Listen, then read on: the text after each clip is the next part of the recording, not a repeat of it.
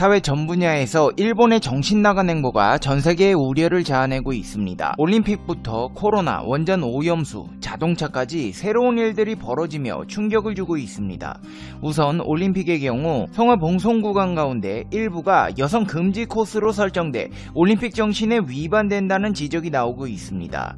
올림픽 정신은 현대 세계의 문제를 해결하기 위한 다양한 노력들 중 스포츠를 통해 국제사회의 갈등을 풀고 세계 평화라는 큰 이상을 이루어 나가고자 하는 것이지만 일본의 경우 오히려 갈등을 증폭시키는 계기가 되어가고 있습니다. 일본 마이니치 신문은 에이메현의 도쿄올림픽 성화봉송 코스 중 배를 타고 지나가는 코스가 남성 전용으로 정해졌다고 보도했습니다. 남성 전용으로 정해진 지역의 배는 한다시에 한다 운하를 지나가는 약 200m의 구간입니다. 이 구간에서 성화봉송 주자는 지역 전통 축제 진토리 마쓰리에 사용하는 배를 탑승할 계획으로 지역 남성 30여 명이 배에 탑승해 축제를 홍보하며 악기를 연주할 예정입니다.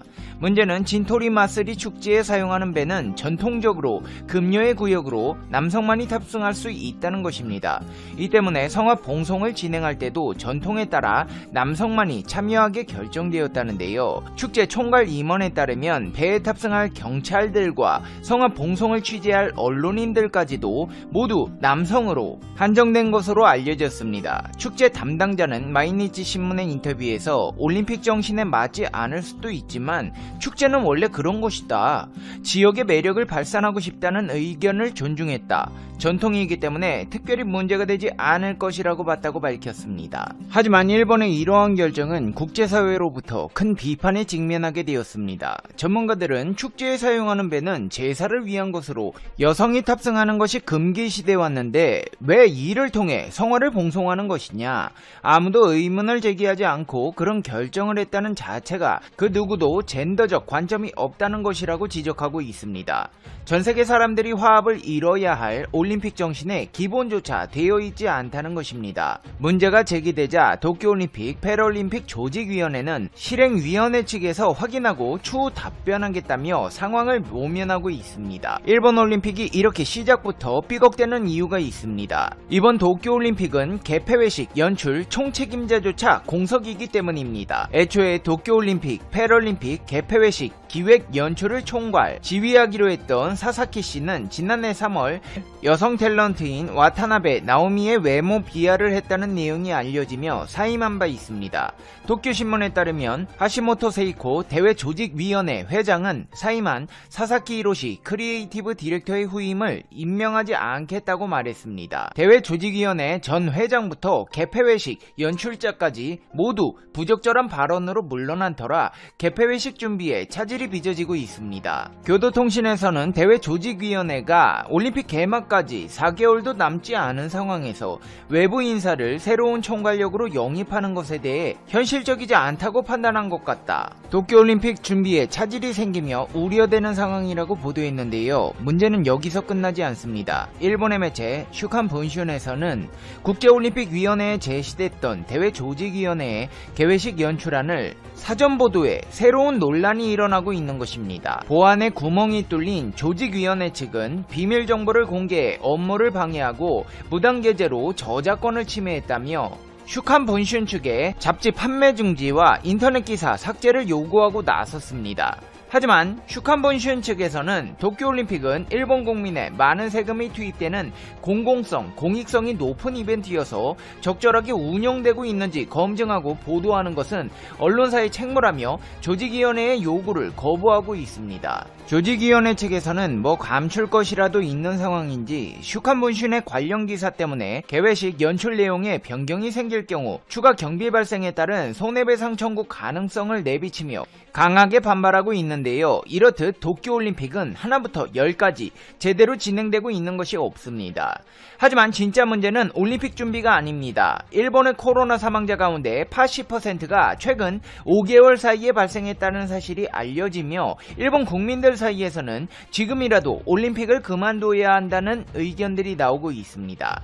지난해 11월 이후 제3차 유행이 시작되면서 사망자가 급증한 데 따른 결과인데 아사히 신문에서는 이제 올림픽 개막까지 불과 3개월가량이 남았다. 외국인 관중을 받지 않기로 결정했지만 코로나19 확산이 진행되는 가운데 무리한 추진이라는 지적이 나온다는 보도를 내놨습니다. 특히나 3차 유행기 사망자 중 60대 이상이 96%에 달하고 도쿄도에서 올 1월부터 3월 사망한 약 1100명의 감염 경로 중 60% 가까이가 노인시설 및 의료기관이었다는 점도 우려되는 점입니다. 올림픽같이 대규모 인원이 모이는 행사가 전국적으로 진행된다면 취약계층 사망이 급증할 수 있다는 것인데요. 음식점의 집단 감염 또한 경계 대상입니다. 이 기간 관련 사례 역시 1064건으로 지난해 10월 말에 누계의 2배 수준이었습니다. 외국인 관중 입국을 포기하고 급기야 취소 움직임까지 나오자 올림픽 특수를 잔뜩 기대하던 일본의 관광업계, 특히나 호텔 숙박업이나 항공업, 심지어 공식 경기 티켓조차 나몰라라 환불 거부 사태가 벌어지고 있습니다. 대회 조직위원회 측에서는 지금까지 해외에서 판매된 도쿄올림픽, 패럴림픽 티켓 63만 장에 대한 환불 절차가 진행되고 있지만 입장권 환불 방식을 둘러싸고 논란이 일고 있습니다. 티켓의 해외 판매는 각국 지역의 국가올림픽위원회가 지정한 위탁 업체가 맡았기 때문입니다. 업체 측은 액면가의 20%까지 수수료를 붙일 수 있었기 때문에 입장권 구매자가 실제 부담하는 돈은 액면가를 웃돌게 됩니다. 하지만 조직위원회는 입장권의 액면 금액만 환불한다는 방침을 정했습니다. 이 때문에 입장권 구매와 관련된 수수료는 물론이고 입장권과 연계해 판매된 호텔 숙박권이나 항공권 취소 관련 비용의 부담 주체를 놓고 분쟁이 일어나고 있는 상황입니다. AP통신에서는 공식 중개업자를 통해 구매한 티켓조차 전액 환불되지 않는 사례가 생기고 있다. 심지어 카리브해와 라틴 아메리카 지역의 업체는 아직까지도 환불 방법을 고객들에게 알리지 않고 있어 심각한 금전 피해가 우려된다고 보도했습니다. 도쿄올림픽 위탁업체의 고액 인건비 또한 논란이 되고 있는데요. 마이니치 신문에서는 조직위원회가 작성한 내부 자료에 경기장 운영과 관련한 위탁 비용을 산정하는 근거인 인건비 단가가 하루에 최고 약 306만원으로 기재돼 있었다고 보도했습니다.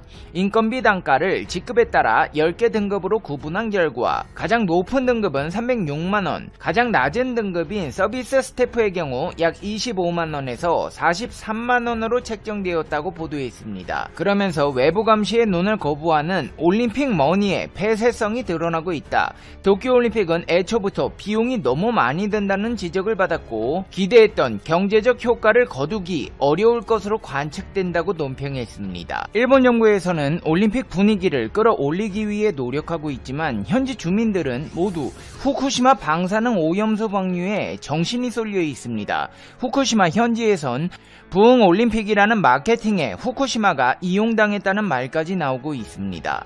주민들은 먹어서 응원하자 같은 정부의 후쿠시마 부흥 캠페인도 결국 국민들을 위한 것이 아닌 올림픽 때문이었다. 배신감을 느낀다며 분노하는 분위기인데요. 도바우토시, 이와테현, 리쿠젠, 타카타 시장조차 바다 방류는 말도 안 되는 일이어서 우리 주장을 전달하고 싶은데 정부로부터 어떠한 대화나 논의가 이루어지지 않고 있다. 정부의 일방적인 주장에 분노를 느낀다며 솔직한 심정을 드러냈습니다. 상황이 이렇다 보니 경제 또한 제대로 돌아갈 리가 없는데요. 일본 자동차 판매협회 연합회가 제시한 자료에 따르면 일본 신차 판매 대수가 2년 연속으로 전년도 대비 마이너스를 기록했습니다. 더군다나 반도체 부족 현상으로 자동차 회사들이 감산을 강요당하고 있어 자동차 판매는 계속 부진할 가능성이 높은 상황인데 그 수치가 2분기에만 무려 160만 대 이상 감산할 예정이어서 우려를 자아내고 있습니다. 일본의 자동차용 반도체 업체인 르네사스 일렉트로닉스의 주력 공장에서 발생한 화재 여파가 올해 일본 자동차 업계를 통째로 말아먹고 있습니다. 업계는 르네사스의 이바라키현 공장이 4월부터 생산을 재개하더라도 토요타와 혼다, 닛산 자동차 등 일본 자동차 업체들의 생산량이 최소 2분기에만 165만 대 이상 감소할 것이라고 분석했습니다. 이는 전체 자동차 생산량의 7%에 달하는 수치입니다. 자동차 제어용 반도체 세계 1위 기업인 르네사스의 경쟁력도 크게 떨어질 것으로 예상되고 있는데요. 르네사스는 화재와 생산 중단으로 매출이 2,451억 원 감소할 것으로 예상하고 있습니다. 이제 페페TV의 결론입니다. 페페TV Conclusion 1부터 10까지 뭐 하나 제대로 돌아가는 게 없는 일본, 제대로 망국의 길을 걸어가고 있습니다. 인류 역사상 최악의 올림픽과 르네사스 반도체의 화재, 지진과 화산 분출까지 최악의 위기에 직면해 있음에도 현실을 직시하지. 한국이 유럽에 있다면 과연 어느 정도로 강력할 것인가? 최근 한국의 국제적 위상을 보면 역사상 과거 어느 때보다 높은 상황입니다. 전 세계에서 한국을 모르는 사람들이 거의 없는 상황이죠. 우리나라의 군사력은 세계 6위로서 말도 안 되게 높습니다. OECD가 전망한 2020년 GDP 순위도 프랑스, 이탈리아 다음인 9위입니다. 또한 전 세계를 휩쓴 C19 상황에서 한국이 보여준 다양한 선진적 대처는 거의 전 세계 많은 국가들을 감탄하게 만들기도 했습니다. 하지만 한국의 지정학적 위치상 주변국들을 보면 특별하게 힘 좀 쓴다는 국가들이 많죠. 다들 아시지만 중국, 러시아, 일본, 그리고 통제가 불가능한 북한까지 어느 하나 만만한 국가들이 없습니다. 이런 상황이다 보니 한국이 생각보다 약한 국가가 아니냐는 말들이 해외 많은 사람들의 입에서 나오기도 하죠. 그런데 현실을 보자면 전 세계의 국제적으로 주권을 인정받는 국가들 사이에서 한국은 꽤 괜찮은 국가입니다. 사실 괜찮은 정도를 넘어 매우 강력한 나라로 분류되죠. 이는 군사력, 경제력, 시민의식, 국제적 위상 등 여러 가지를 종합해서 나온 결론입니다. 그렇다면 만약에 한국이 아시아가 아니라 유럽에 위치한 나라였다면 과연 어떤 일이 발생했을까요? 현재 한국의 상태 모든 것을 그대로 복사해서 유럽에 붙여넣기를 해봅니다. 그리고 한국이 유럽에서 존재한다면 과연 어느 정도 위치를 가질 것인가를 예측해봤습니다. 위치는 한반도의 특성을 고려해 3면이 바다로 구성될 수 있도록 발트해 부근이나 프랑스와 스페인 국경 사이 대서양을 바라보도록 한반도를 배치합니다. 먼저 결론부터 말씀드리자면 한국은 유럽에 강력한 영향력을 미치는 국가가 되어 있을 겁니다. 이 분석은 단순한 예측이 아니라 동아시아의 미래라는 책을 저술한 칼 아이켄베리 스탠포드 대학 교수의 분석을 바탕으로 구성한 것입니다. 한국은 강력한 영향력을 넘어 유럽의 최강대국 중 하나가 되어 있을 것으로 분석합니다. 먼저 한국은 유럽에 존재하기 때문에 나토에 가입한 상태일 것입니다. 나토는 북대서양 조약기구를 말하며 서방 세계의 군사동맹을 말합니다. 이는 과거 러시아와 중국을 견제하기 위한 수단으로 만들어진 동맹기구이죠. 군사동맹인 만큼 국가별 군사력의 파워는 기구 내에서 발언권 등에서 강력한 힘을 부여합니다. 현재 한국의 군사력은 세계 6위 정도에 해당하기 때문이죠. 육군의 군사력만 생각하면 세계 4위입니다. 미국, 러시아, 중국을 제외하면 세계 최고입니다. 특히 유럽에서는 한국을 군사력으로 상대할 수 있는 나라가 거의 전무하다고 보시면 됩니다. 이유는 사면이 막혀있는 현지와 다르게 유럽은 나라별로 붙어서 대륙 안에서 모여있는 경우가 대부분이죠. 한국의 육군력은 유럽 안에서 다른 국가들은 상대할 수 없을 만큼 최고를 달릴 것입니다. 또한 현재 시점에서 유럽 국가들은 군비를 축소하고 있는 시점인데 현재의 한국은 군비를 확충하고 있으니 이 또한 나토에서 특별한 존재가 됩니다. 물론 추후 한국도 군비를 줄여나갈 가능성이 있지만 현재 상태에서 대항할 국가는 없습니다. 그리고 원래의 취지대로 러시아를 견제하기 위한 선봉에 설 것으로 예상합니다. 또한 현재 발생하고 있는 세계 많은 분쟁 지역에 다른 유럽 국가들처럼 참여를 하여 많은 역할을 맡았을 것으로 예상합니다. 나토가 군사적인 부분이라면 다음은 EU일 것입니다. EU는 말 그대로 유럽 국가들의 모임입니다. 하지만 단순한 모임이 아니라 유럽의 정치, 경제, 통합을 실현하기 위해 1993년 11월 1일 발효된 마스트리히트 조약에 따라 기존의 유럽 공동체 EC의 새로운 명칭이죠. 이곳에 한국도 유럽의 일원으로 들어가 있을 겁니다. 그리고 이를 움직이는 기관인 유럽의회에서도 두각을 보일 것으로 예상합니다. 유럽의회는 EU에 대한 법안을 입법하거나 EU 기관들을 감독하거나 통제할 수 있는 기관입니다. 사실상 EU를 좌지우지한다 해도 과언이 아니죠. 그런데 여기서 의원수는 각 구성국가의 인원수를 배려해서 정족수를 맞춥니다. 유럽의 인구 순위를 한국까지 포함시키면 유럽에서 한국은 6위에 해당하죠. 스페인의 인구수가 4,600만 명인데 54명, 이탈리아의 인구수가 6천만 명인데 73명의 의원이 있습니다. 이것을 바탕으로 생각해보면 한국의 인구수 5,100만 명과 비례해본다면 그 중간의 수인 60여 명의 한국인 의원이 유럽의회에서 활동을 할 것으로 예상합니다.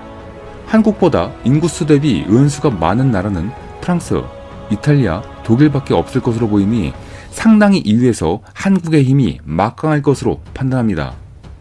다음은 무역입니다. 한국은 세계 무역 순위에 IMF 세계 통계 기준 7위에 해당할 정도의 무역 대국입니다.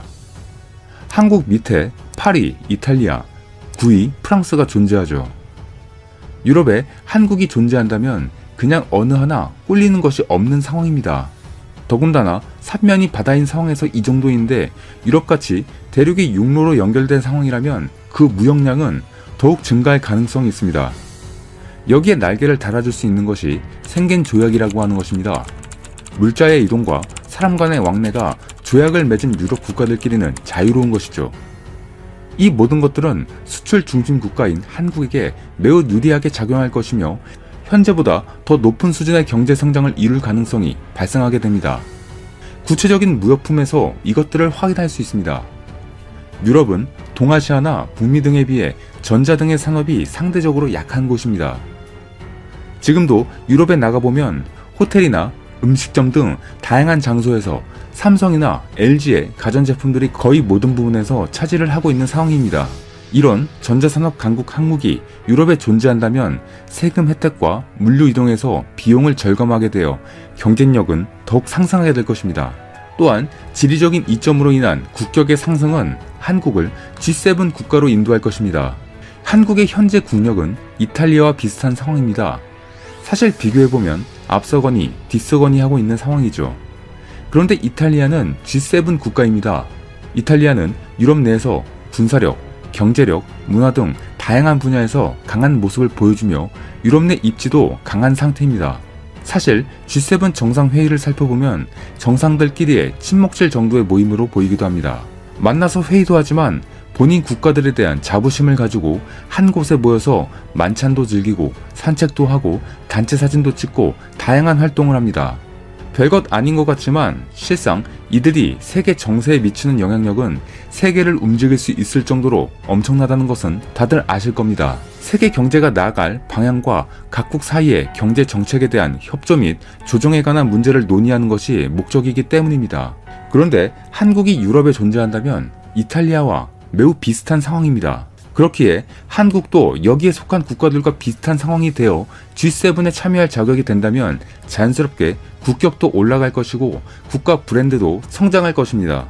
물론 책임감도 늘어나겠지만 말이죠. 그 정도의 지위에 그 정도의 책임감은 어떻게 보면 당연한 것으로 판단됩니다. 하지만 한국에게 마냥 좋은 것만 있는 것은 아닙니다. 지정학적 혜택을 보고 있는 것도 있지만 그 반대의 경우도 분명히 발생할 것이기 때문이죠. 먼저 스포츠입니다.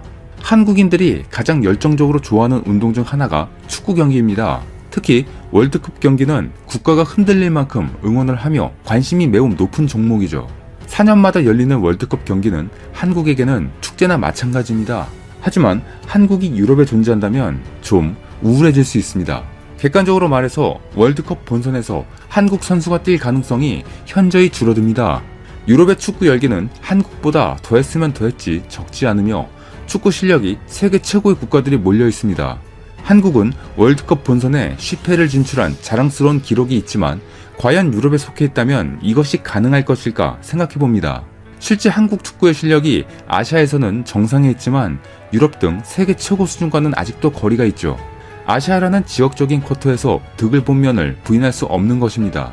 한국이 현재의 모습 그대로 유럽에 존재한다면 아마 당분간은 월드컵 본선에서 만나기는 힘들 수 있을 것 같습니다. 다음으로 난민 문제입니다. 난민들 문제에서도 자유롭기 힘듭니다. 일단 유럽의 많은 국가들은 난민들을 막기 위해 적지 않은 노력을 기울이고 있습니다.